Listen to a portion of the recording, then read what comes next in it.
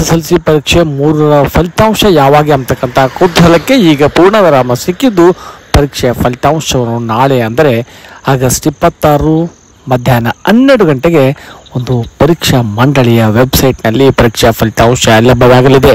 ಹಾಗಾಗಿ ದಿನಾಂಕ 2/8/2024ರಿಂದ 9/8/2024ರವರೆಗೆ ನಡೆದಿರ್ತಕ್ಕಂಥ ಪರೀಕ್ಷೆಯ ಫಲಿತಾಂಶದ ಬಗ್ಗೆ ಇಂದು ಸ್ಪಷ್ಟ ನಿರ್ಧಾರವನ್ನು ಪರೀಕ್ಷಾ ಮಂಡಳಿ ಕೈಗೊಂಡಿದ್ದು, ನಾಳೆ 26/8/2024ರ ಮಧ್ಯಾಹ್ನ 12 ಗಂಟೆಗೆ ವೆಬ್ಸೈಟ್ನಲ್ಲಿ ಫಲಿತಾಂಶ ಪ್ರಕಟವಾಗಲಿದೆ. ಹಾಗಾಗಿ ವಿದ್ಯಾರ್ಥಿಗಳು KERresults.nic.com ವೆಬ್ಸೈಟ್ನಲ್ಲಿ ಹೋಗಿ ತಮ್ಮ ಒಂದು ರಿಜಿಸ್ಟರ್ ನಂಬರನ್ನು ಹಾಕಿ ಪರೀಕ್ಷೆಯ ಫಲಿತಾಂಶವನ್ನು ವೀಕ್ಷಿಸಬಹುದಾಗಿದೆ.